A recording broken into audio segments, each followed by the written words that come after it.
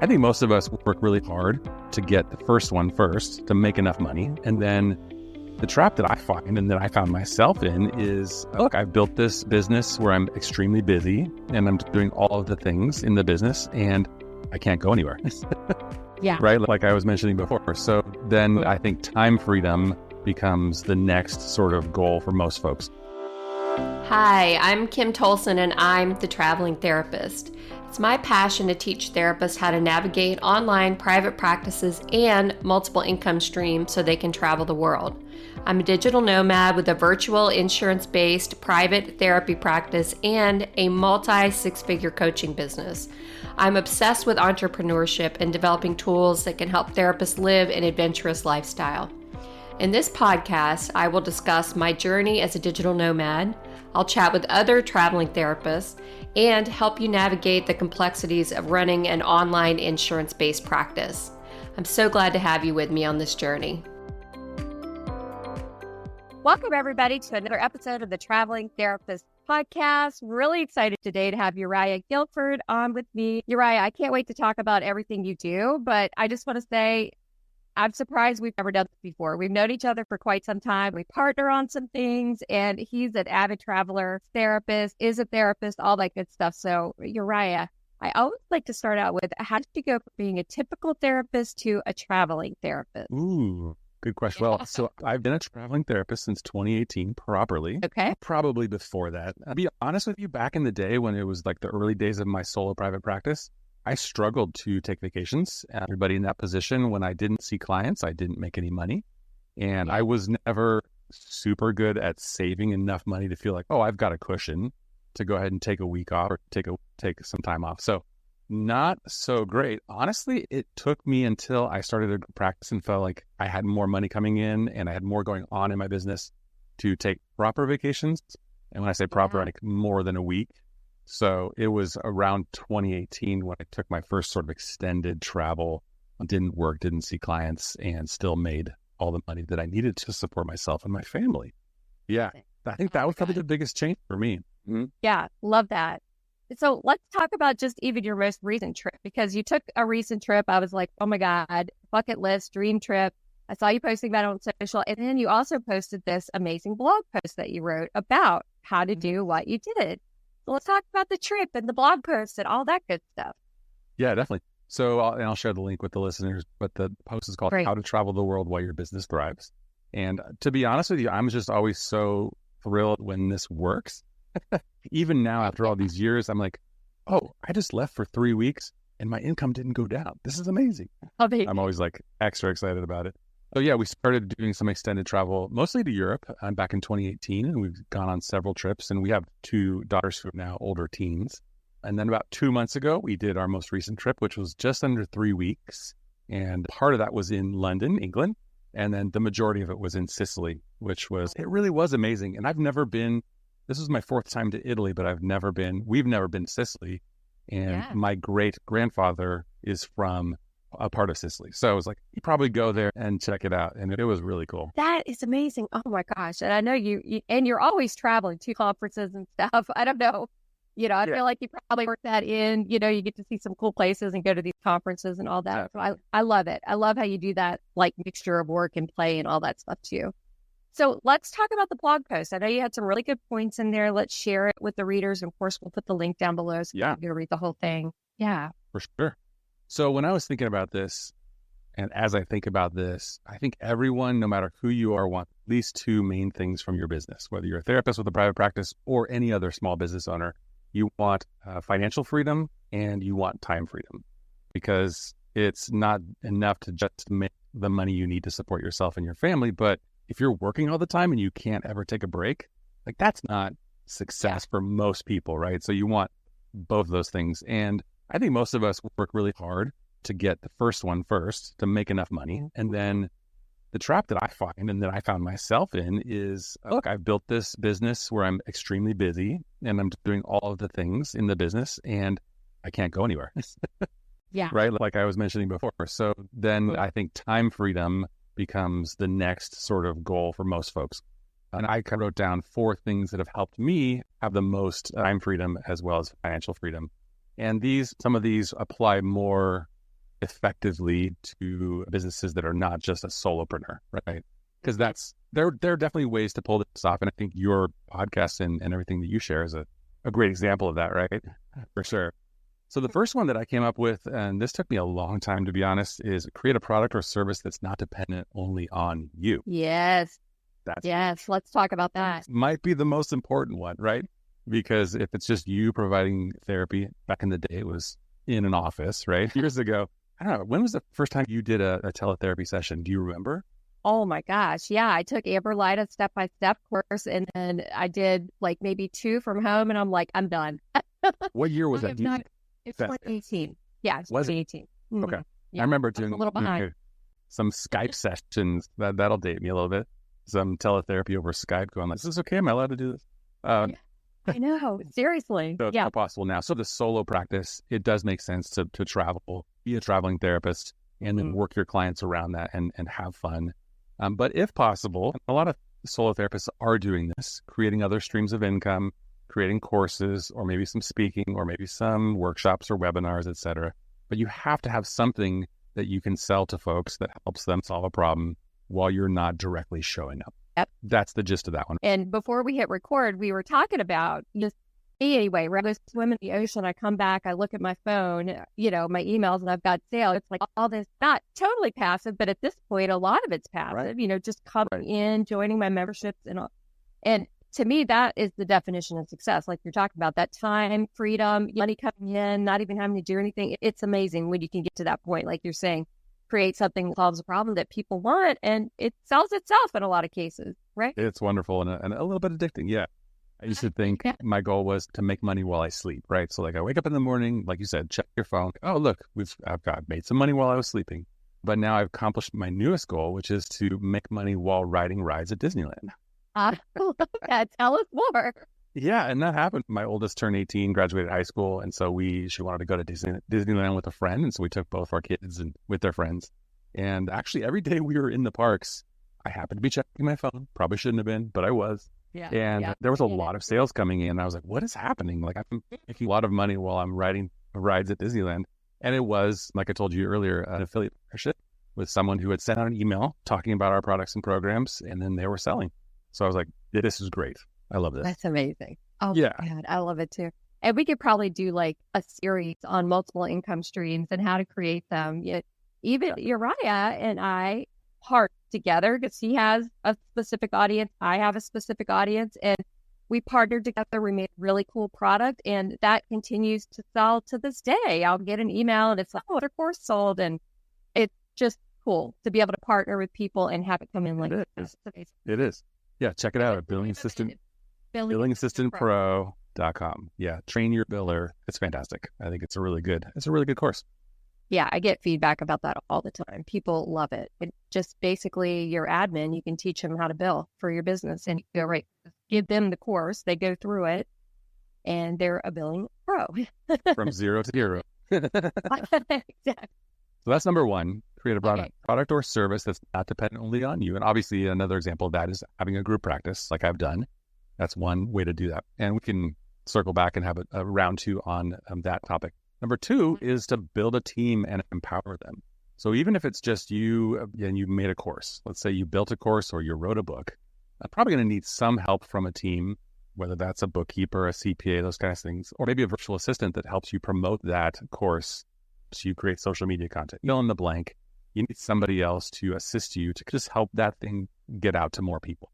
So building a team is huge. And I think, and my book, The Productive Practice, is all about this, that building a team and delegating is like the biggest lever for growth and success. And it can be just you and a couple freelancers, or it can be you and a whole team of W-2 and therapists, or whatever you want that to be. So that's key. And that's been huge for me. Running your own private practice is hard. With so many parts, it can sometimes feel overwhelming. That's where Practice swoops in. Created specifically with mental health providers in mind, OWL offers a comprehensive HIPAA-compliant solution that helps you manage your practice in one convenient platform. Meet with your clients virtually through video therapy, which is fully integrated and secure. Manage client appointments and client records seamlessly. You can streamline your claim process with OWL's integrated insurance and claim capabilities. You can use OWL to invoice and manage payments. OWL Payments ensures financial data is stored securely, and no sessions are left unpaid. OWL is not only for providers, it also offers a secure client portal to enhance the client experience. Clients can use the portal to securely message their therapist, submit digital intake forms, complete necessary paperwork, and book appointments. Let OWL handle the heavy lifting so you can focus on what you care about the most, providing quality care for your clients. Visit owlpractice.com/Kim Tolson to claim a special offer of 50% off your first 6 months.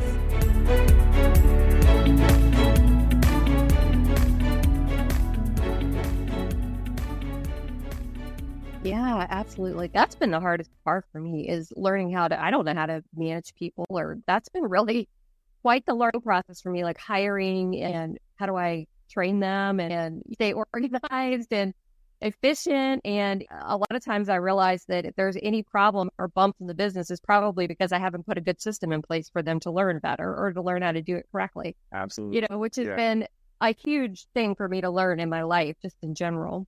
Yeah. Isn't it ongoing? It's ongoing for me too. Like you never cross the finish line and you're like, oh, look, I won at business. It's done. I guess that's the day you retire officially. But you just nicely teed up the next point. So after you build a team and empower them, and when I say empower them, you have to let them do what you've asked them to do. Step. So then the next thing, where it goes hand in hand, is creating systems and documenting all your procedures, from the most simplest task to the most complex task. At some point, you can make some progress by just finding a really good virtual assistant that will figure things out and maybe help you figure out what you actually want them to do. But at some point, it's got to be documented. It's got to be written down, procedurized, maybe walk through videos. There's all kinds of different great tools to do that.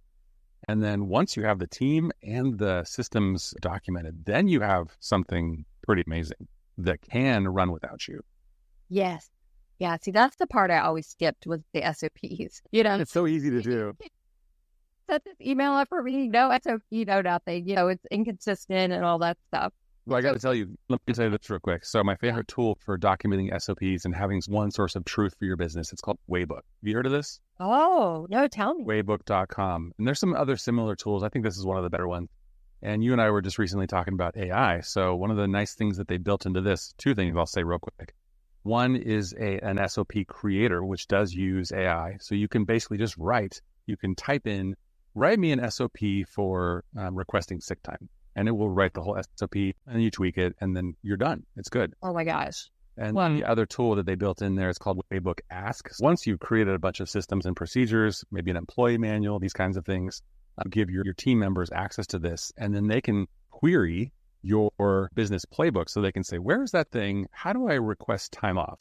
And then boom, it'll source a coherent answer from all the documentation that you have. So Waybook.com, huge fan.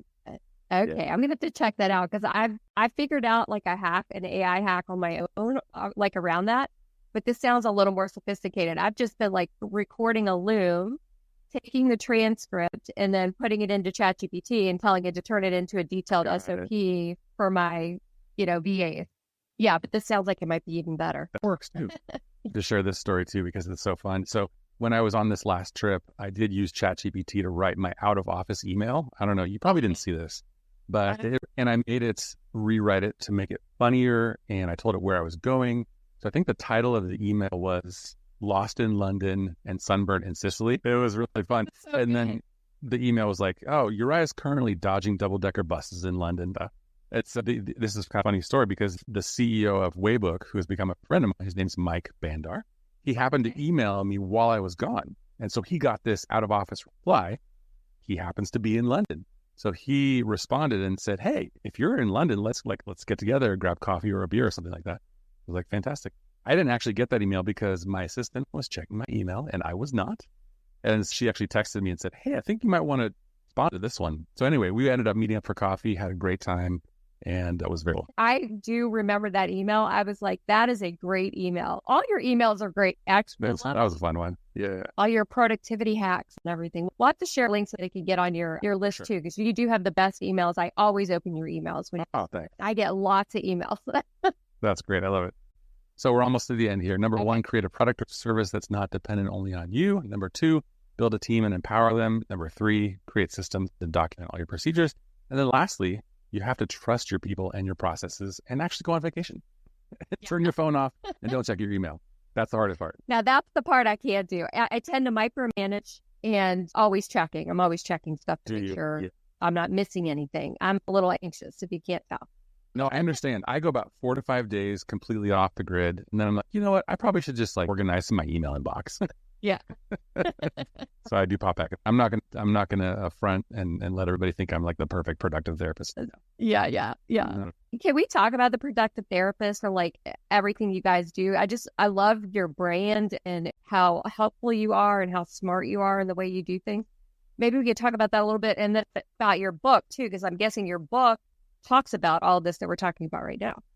It does indeed. Yeah, the Productive Practice book I wrote a little over a year ago, and it does walk people through a framework of improving your personal productivity and then creating business systems and then delegating to a team. So take some of the same things we talked about today. You read it. Yeah. I need to read your book. Send you a copy. I'll send you a copy. But I do love this productivity stuff, and not just, there's a bunch of reasons I love it, but mostly because I like being efficient so that I can actually do other things. At the end of the day, that's kind of about, although I do really enjoy my work, so it's kind of, yeah.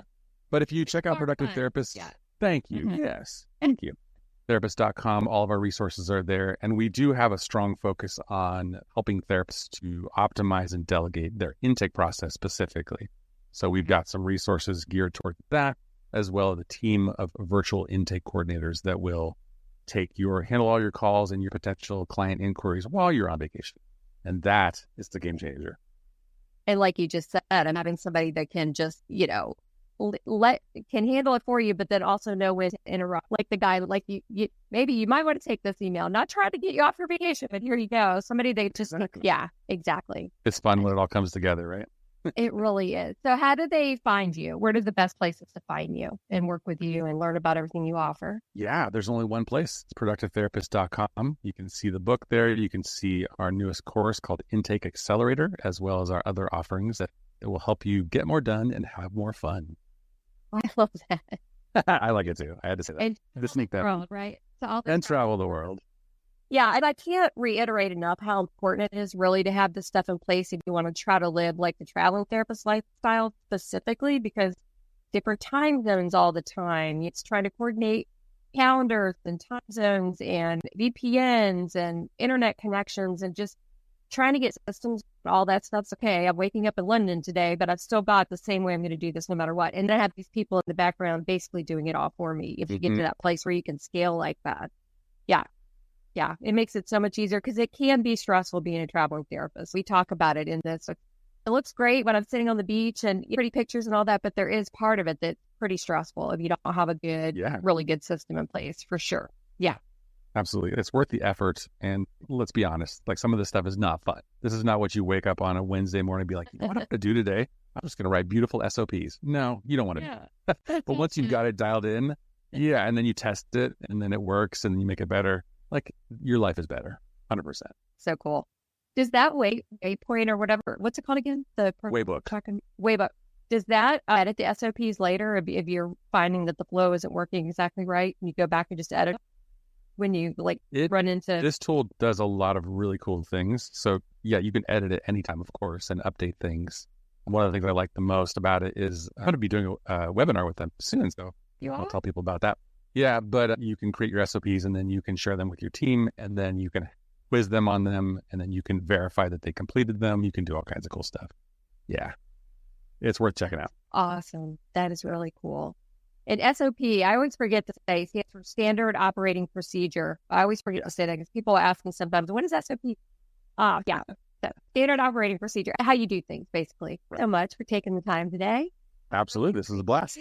And we'll put all the information in the show notes, and I'll talk to you soon. Okay. Bye for now. Thank you so much for listening to the Traveling Therapist podcast. For show notes, links, and downloads, head over to thetravelingtherapist.com, where you'll be able to learn more about my journey the courses I've created for you, and other exciting resources to make your dreams become a reality.